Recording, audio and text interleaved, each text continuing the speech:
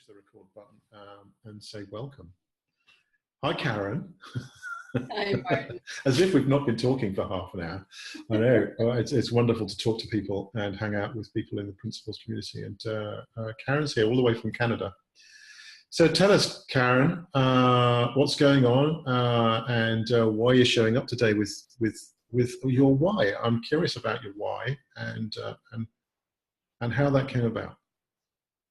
Well, those who know my story, I won't go into it in length, but I was an intensive care nurse when I first came upon this. And I'm just so grateful for Dr. Roger Mills was one of the people who came into the hospital where I was working, and we started learning how to have less stress and more enjoyment at work.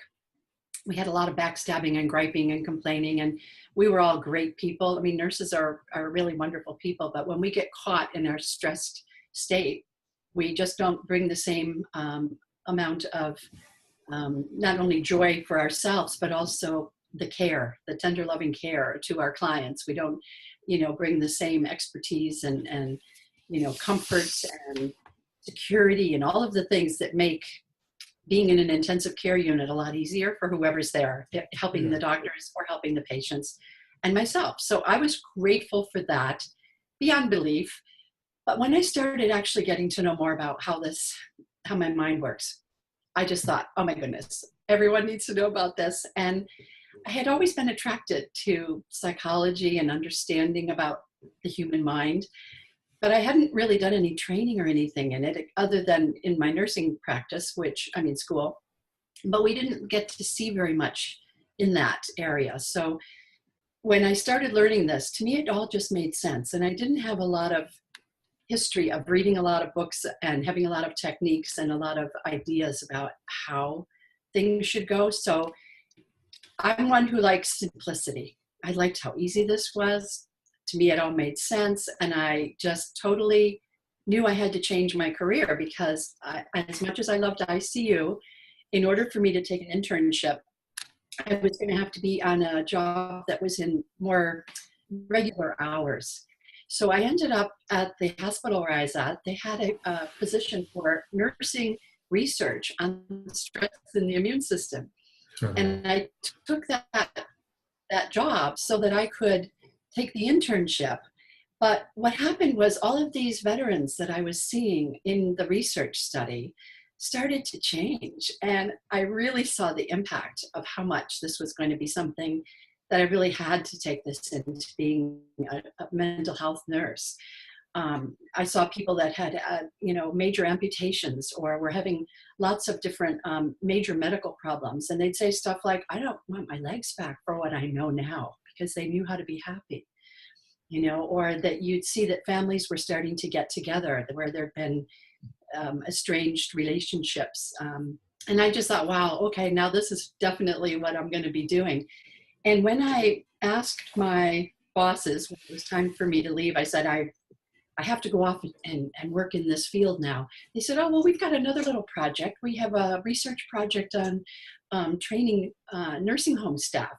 So I took this then and started, I worked with 5 nursing homes that got the training that I was sharing with them. And back then we didn't even have any form to this, Martin. It was, it was discussion of principles. It was more sharing a little bit of what you knew to be true. Yeah. And so give us some context of time. When roughly was this in? This was back like in the late 70s, early 80s. Oh, wow. Yeah. And so it was initially very interesting trying to share something that is, as everyone finds today, difficult to kind of wrap your head around because it's not actually around that. But I think initially we all saw that thought was so powerful. I remember one of the groups we had, they called it a communication workshop, and we were all sitting in a circle, and this one nurse was crying and upset about something. And the psychologist said to her, Peggy, what are you crying about? Like, open your eyes, look, it's just us. There's nobody here that can hurt you. Nobody's hurting you. And that was like, you see the power of thought. It was like we just started seeing that when we got into a low mood, And it didn't take much. So let's say a bunch of us nurses, we get together and we're going to go and discuss the difficult clients that we've got in bed 3.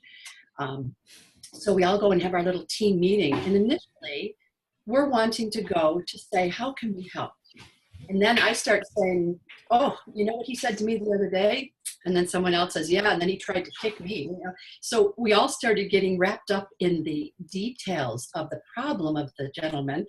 And next thing you know, we don't have any ability to kind of tap into our wisdom about how can we actually help.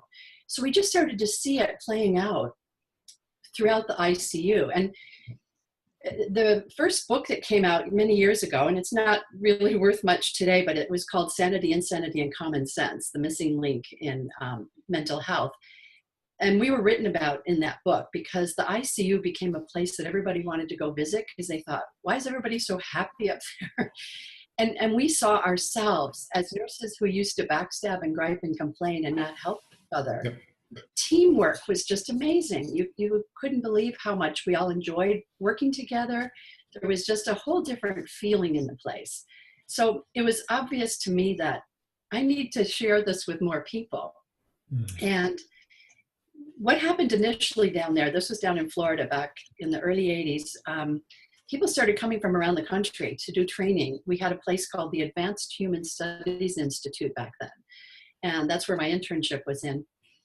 So people were coming from all over the country and finding that there was something of value here. So I started getting to know people from, I never even heard of British Columbia. I didn't know where it was. In America, they don't teach you much about Canada. But a lot of people came from up there, or they came from California, from Texas, from Minnesota. So when Christine Heath came from Minnesota, she was a social worker, she decided to start a clinic in Hawaii. Yeah. And I was fortunate enough to be asked to come and join her. Oh, and wow.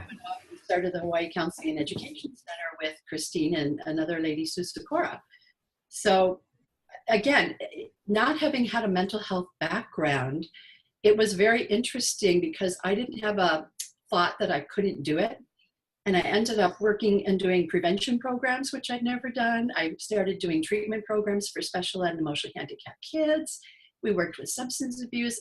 I worked in locked psychiatric wards at hospitals. I mean, it was just like you could see that what we had, that to me was like my toolbox. That was where I could take that anywhere and I could go anywhere. I like that. I like that a lot. Every age, every diagnosis. Yeah. So it was just a beautiful gift. I mean, it was the best gift that ever happened to me, is having this knowledge and being able to share it. Like Sid used to talk about people, waking people up around the world. And that's how I feel like I've been trying to wake people up to the fact that you don't have to suffer so much if you understand about how your mind works. I mean, that's truly the why for me. There's more people out there that are suffering day to day and don't have a clue that it has something to do with themselves. Yeah. They look outside and think that there's many reasons. You know, it's my husband, it's the weather, it's my job, it's I don't have enough money. And just for people to have a feeling of being at comfort, no matter where it is, no matter what it is that they're experiencing. When you're working with someone who's going through medical conditions, you know, pain and suffering, or, I mean, it's not just the mental health field. Everyone can be benefiting from having a feeling that is other than what they're experiencing. The fear that we carry with us through life is a tremendous load to add on to whatever else you're experiencing. Yeah, it's true. I really appreciate the way you say it about kind of almost at the beginning, the sharing piece. The need for sharing is kind of overwhelming, isn't it? You learn this very special clarity of being almost, and I've got to tell someone. I've got to tell someone, and I've got to tell more people. And that's very interesting, because the realization of that everyone can be in a better place, and the ease with which it is kind of understood and learned and also delivered. And you said about, you know, having the toolkit, the ease of delivery is something that never leaves you. It's always going to be there. And it astonishes me how many times I speak to people, and their things are, they think that way, that they think that they're in a very special place with their thing. And sometimes, I get people that are very similar, but they're in a very special place with their thing that is very individual. But there's always an application from the principles or from the understanding that makes whatever they've got gonna just dissolve. And it kind of makes me smile. No matter when I show up to a client meeting or stuff, or do intake or do something like that, there's always kind of this little pack of tool, is maybe not the right word, but toolbox or information that I have that's really going to be very, very useful. Really, really good. Really neat. And I like also that I've got to share this thing. One of the things that I noted when I was in kind of full-time employment, because I've really only been doing this for a couple of years now, at full-time-ish. One of the things that suddenly struck me was, and it came across a poster, and it was a poster for a book that said something along the lines, I think it was something like The Lake House, this book, and the tagline for it was, "One day you'll know why you're here." And I stood looking at this flipping poster, just knowing that I'm not here to do the work that I'm doing for this company. I really need to work, and within a week I'd left anyway. Yeah. And yes, that pull of this needs sharing is far more important than me. It's interesting when you talk about, I think initially, that's why people sometimes think of it almost as a cult or something too, because there is such an enthusiasm for wanting to share this. And so it's kind of like a lot of friends and family can get turned off by it because you're wanting them so badly to get it.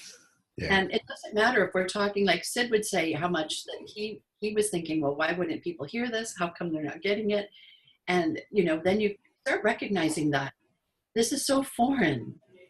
And it's like us trying to make someone get it is not the way to do it. And so there's so much more of a relax, and it doesn't matter. And, there's nothing on it. It's like you're just wanting to share. But if, we can't be responsible for someone hearing it or not hearing it, because it's going to be up to them at any point in their life, and it has nothing to do with them even coming across a 3 principles practitioner.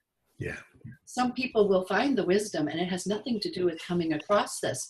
But the fact that there are many of us who are now out there sharing with neighbors and friends, or in community groups, or in training the trainers, it's like there's a lot of people who are now awake. And that's a good thing. There's a lot of people who are awake today that weren't, initially, or didn't know what was behind them being awake. Because a lot of people walk through life in a beautiful feeling and have an understanding and compassion and have all of what we're talking about. And they wouldn't even know there was such a thing called the 3 principles. But those who have an understanding of it, generally, you can't help but share it. And you don't have to be a trainer. You don't have to be someone who's actually in the field. It's just that you end up sharing it just because that's who you are and you're sharing your common sense. Yeah. When I was a kid, my dad used to say stuff to us like, "I wish you guys had more common sense." And I always wondered, well, how can I get it? Where is it, kind of thing?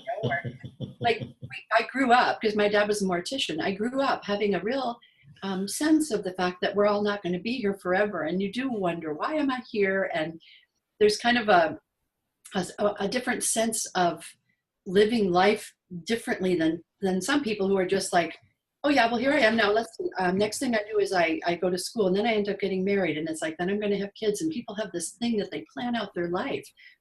I've always been more like letting my life unfold. And I'm just grateful that that's been how my life has been for me. Yeah, you're very lucky. That's a beautiful, natural feeling to be that and not have anything on it. I don't have to get married by a certain age. I don't have to have kids. I don't have to have a certain car. I love the fact that there's not this pressure of having to have something, that you're more, and I'm just grateful for that. I can't say why. I just know that was kind of there. I would have said I was a happy-go-lucky person before I met Sid and got to know what I know. But now that I know better, I don't have my, it's like you have your moods, but your moods don't have you. Like before I used to have them and I didn't know anything about it. But now I'm much more, in fact, I was kind of comfortable with them when I had them even in university and stuff. But it's kind of like having the knowledge of what's behind the curtain. Yeah. Yes. Yeah. That's good. That's great. That's fun. I like that. The wizard's playing. Yeah. The thing that hit me then was not having a plan for life now. It is so much easier, isn't it? No, there's no plan. There's just be and kind of just discover the day, explore the day. Yeah, it's so much easier. So much easier. Anyway. So that's a beautiful why. I'm curious about, is there a what and how in terms of now, Karen? What's the thing that you're doing now? Because you've been about this for some time now. Are you still practicing? I noticed obviously you've got your website and what have you. Actually, people can get to you at what website? Where's your website? It's the threeprinciplesnurse.com. Three Principles Nurse, yeah, lovely title. And it's interesting because I got an email before I spoke at the conference in California from a lady who said, "Are you still doing this work because your website isn't up to date?" And I had to laugh because I thought, yes, I really do need to get back to taking care of that. However, I wrote back to her and I said, it's really interesting. I said, last year, I actually ended up, I left a position that I was in a community mental health center. And so I was just working part-time as a nurse I work with some brain injury group homes.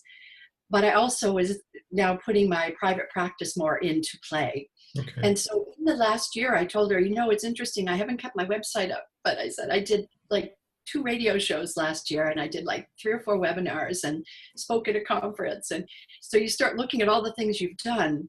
And it wasn't because like I don't have my website up. And it's funny, Martin, because I'll be sitting there telling friends or colleagues, I said, I really have to get back to my website. And yet I know I don't have to. No. Like that's not where my focus is. My focus is on me being in the most pleasant place I can be at on a regular basis. So whatever that is, it's like things start kind of presenting themselves. So a friend of mine started, we've been volunteering some work, working with some youth that are incarcerated. I do community groups we'll just do them at the library and stuff here locally. Yeah. I have clients that I Skype they could be mental health clients and or people who are looking to just learn more about 3 principles, and they're from around the globe. So, to me, it's just fascinating. I don't look for anything to be what has to be happening. If I feel like writing, I will, but right now it's not been kind of on my front doorstep for me to do. So I find myself just kind of following as I feel like it. Last year, I really felt like getting a lot of I guess you would call it, your continuing education. And I ended up going to New York City, Bill and Linda, and I went down to Hawaii to see Michael Neal with Christine Heath. And, I go to the 3 Principles School regularly, and I went to the Pransky training. And so it's like, to me, it was a year that was filled with learning and sharing via webinars and radio shows and things like that. And I get emails out of the blue, or somebody will contact me and say, I love your webinar. I saw you say we weren't born serious. And they just love that, So people are drawn to something, and it's not because I'm trying to make it happen. And I also don't feel a need to have a certain amount of an income, or like, I really like being laid back about life. I feel like I'm one of the richest people on the planet, and I don't have financial riches. I live a beautiful life. I couldn't be happier. And so I think it's like everyone is going to live their life, whatever that means for them, and as family members start becoming ill, I've been dealing a lot with family lately that they're not in my area. They're back on the East Coast. And so I'm spending a lot of time on phone calls with family. I end up being involved with, we do a Three Principles Canadian hangout once a month with a friend in Winnipeg. So we have a lot of fun just sharing with people, whoever wants to come. It's not closed to Canadians. We have people on there from the UK and from Florida and California, and they're not just Canadians. It's just fun to share this in any way, shape, or form that it seems to present itself to me. I've seen a few clients that are like in teenager. The anxiety in youth today is staggering. And so I see myself as going to be doing more work with kids. I'm involved with a child and youth organization. So we get together and kind of learn more about what are the needs out there. And so I find myself just kind of drifting towards whatever is kind of, smelling good to me. That smells restaurant that way. I just kind of been laid back about enjoying sharing this and not having anything on it. Yeah, it sounds like it. It sounds like you're in a great place. So you've been about the principles since about the late 70s and stuff. And so what's that, maybe 50 years or so? 40 something. Years. 40 something years. I'm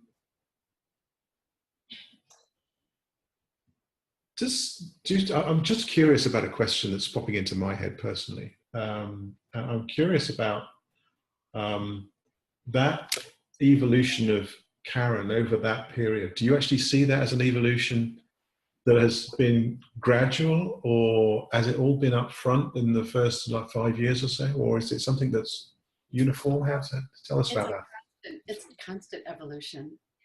I mean, like I say, initially the excitement of wanting to share something was like kind of overwhelming, Yeah. And now it's more like I don't feel a need to have to go make it happen. I feel more like I can just share. I think overall, seriously, I mean, when I think about how much, I guess before, if I was in a low mood or if I was having moments where I was out to lunch, so to speak, I was okay with that in some ways, but it's like now it's so interesting because it's almost like it doesn't differ almost from when you're feeling great, because you're okay with wherever it is you are. Yeah.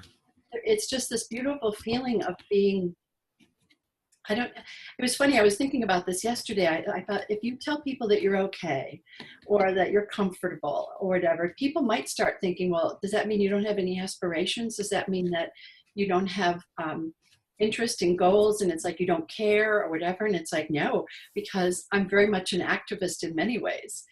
I'm very much feeling like when it's time for me to do something, I'm doing it. But it's like I'm okay with not feeling like I have to be doing something. Yeah. And I'm also, I'm not one who suffers as much as there's, whether it's politics, it doesn't matter what we're looking at, but it's like I don't lose sleep over that.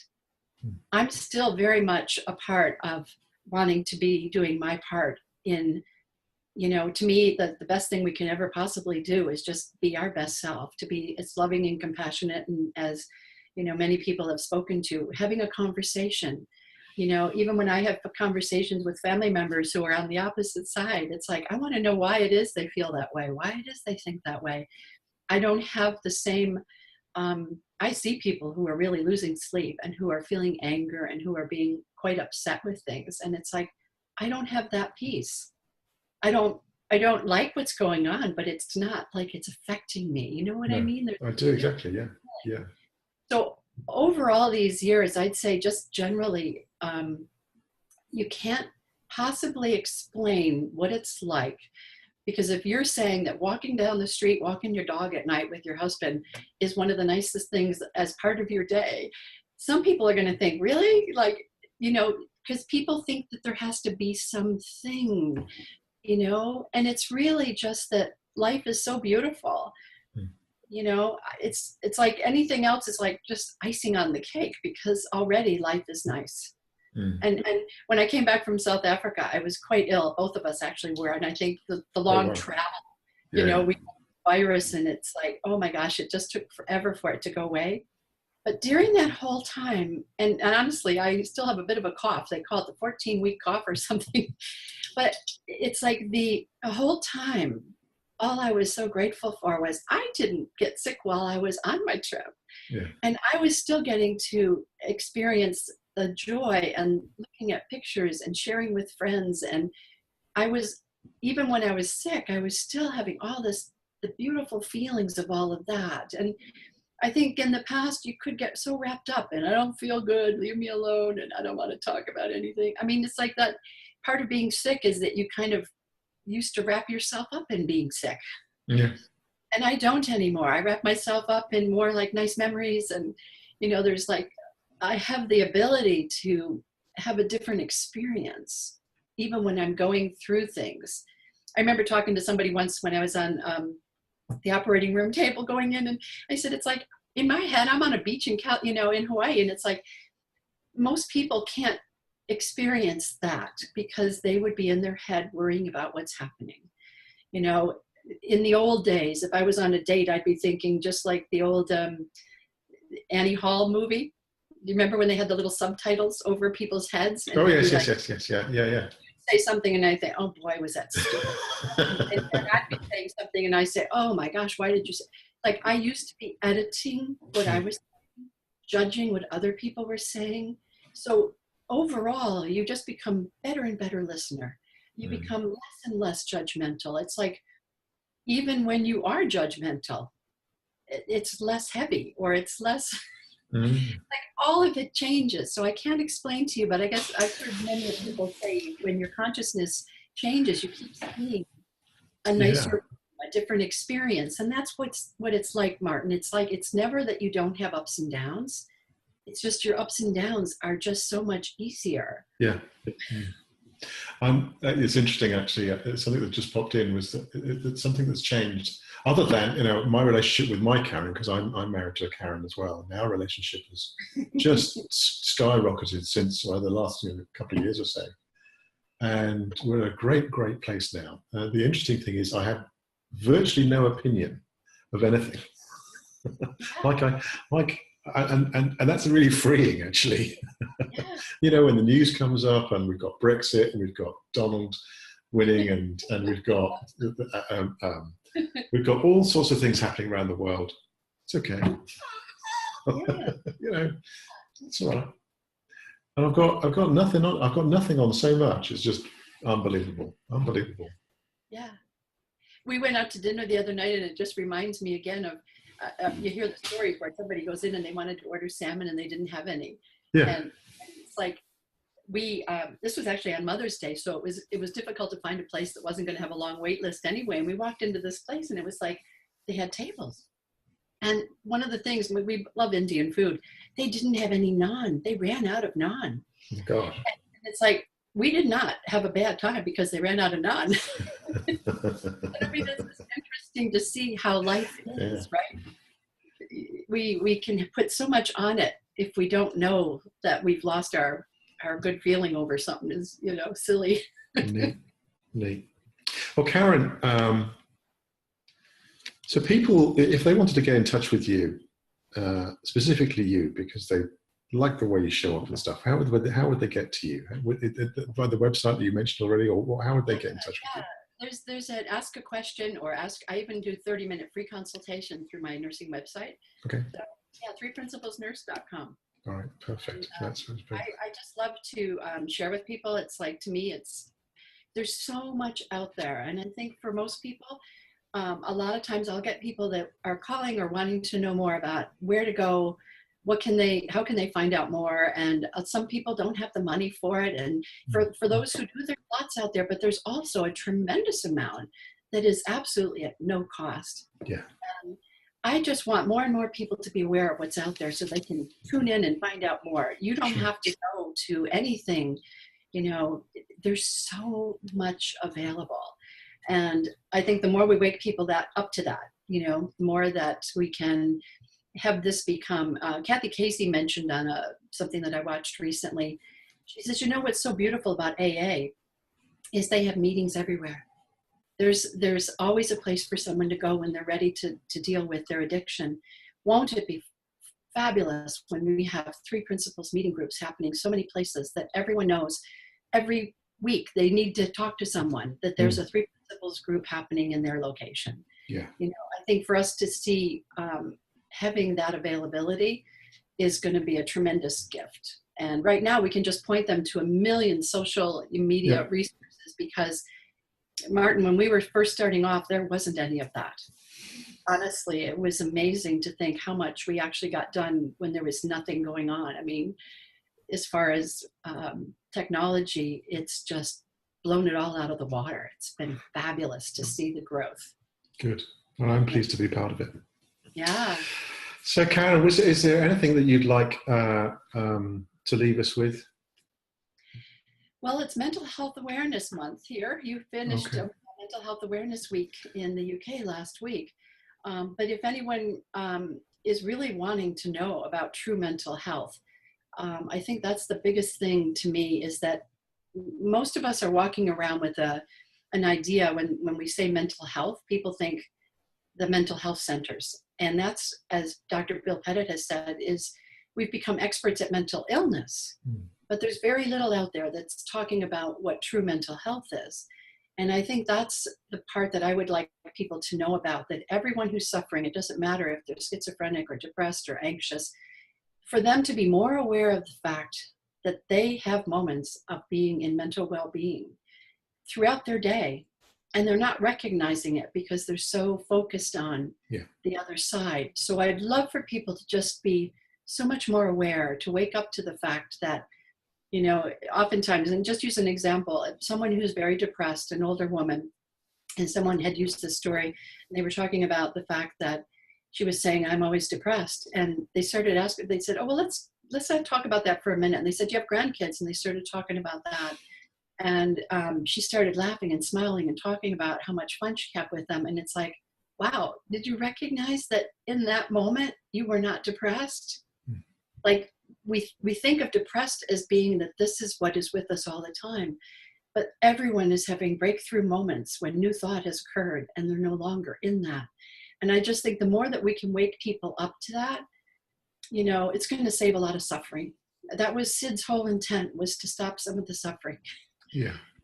So, yeah, let's let people know about mental health. Fantastic. Oh, Karen, thank you so much for showing up today. It's been wonderful talking to you. And if you want to get hold of Karen, the website's attached below. And if you like this, please share and pass it on to others as well. I know that Karen's always on the lookout for people to help in a special way.